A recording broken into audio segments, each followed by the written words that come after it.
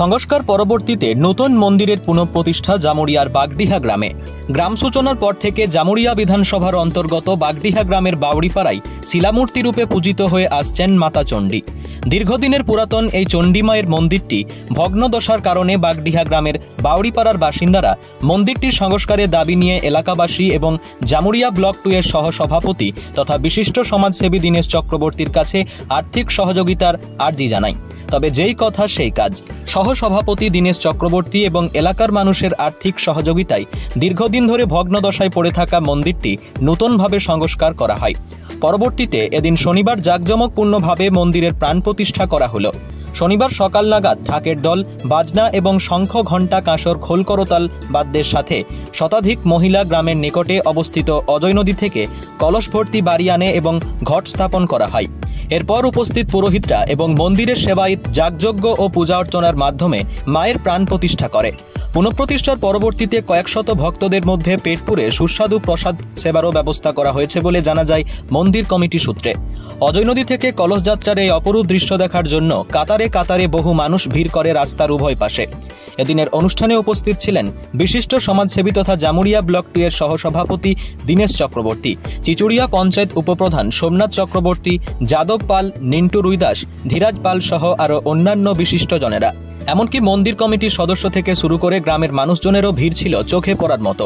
সংবাদ মাধ্যমের মুখোমুখি হয়ে দীনেশ চক্রবর্তী এবং মন্দির কমিটির সদস্যরা জানায়, এই মন্দির বহু প্রাচীন।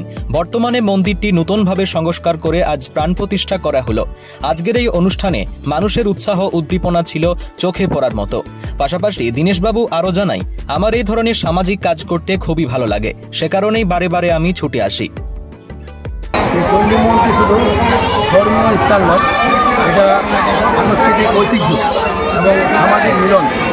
আজ বাগডিহা গ্রামের চণ্ডী মন্দির 100 বছরের পুরনো এবং আমরা যখন এখানে এসেছিলাম তখন আমাদেরকে গ্রামের মানুষরা বলেছিল যে মন্দিরটা বানাবার জন্য। আমরা সকলের সহযোগিতা নিয়ে বানাতে পেরে নিজেরা খুব আনন্দিত এবং গর্বিত বোধ মনে করছি।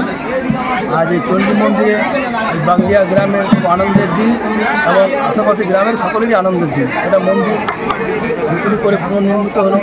কর্মসূচি আছে আপনার কলসযাত্রা হলো, কলসযাত্রার পর তারপরে আপনার কলসযাত্রা হওয়ার পর তারপরে ভোগ বিতরণ হবে। ওদের মধ্যে যজ্ঞ সবই হবে, সব ভোগ বিতরণ আছে। আমি তো খুবই আনন্দ এবং গর্বিত বলে মনে করছি এবং আমার এসব করতে ভালো লাগে। আপনারা ভালো করে জানেন এখানে গ্রামের সাথে একটা আন্তরিকতা আছে এবং এখানে মানুষ প্রতিটা প্রোগ্রামে অনুষ্ঠানে আমাকে ডাকে এবং আমি আসার চেষ্টা করি, প্রতিবার আসি। তার জন্য আমরা এতদিন ধরে আমাদের প্রতিটা আমরা যতদিন আমাদের বয়স হয়েছে তত পর্যন্ত আমরা প্রতিটা দেখিনি। আমরা একটা আগ্রহী করলাম যে না, আমরা সব যেসব ছেলেগুলো নিয়ে আমরা বললাম না, আমাদের মায়ের মা আমাদের খুব জাগ্রত মা, তার জন্য আমরা খুব আনন্দিত হওয়ার জন্য আমরা বললাম মাকে একবার প্রতিষ্ঠা করলাম। কলসযাত্রা, তারপরে ভোগ বিতরণ এবং গ্রামের মানুষকে নিয়ে একটু চলা। গ্রাম প্রতিষ্ঠা লগ্ন থেকে এইখানে মন্দিরটা গড়ে উঠেছে এবং সকলের উদ্যোগে এই মন্দিরটি সংস্কার, বিশেষ করে দীনেশ দা এবং খিচুড়ি মহাভোগ আছে দুপুরে এবং প্রত্যেক মানুষের আপ্লুত সহযোগিতা, এটা আমাদের বেশি ধন্য করছে।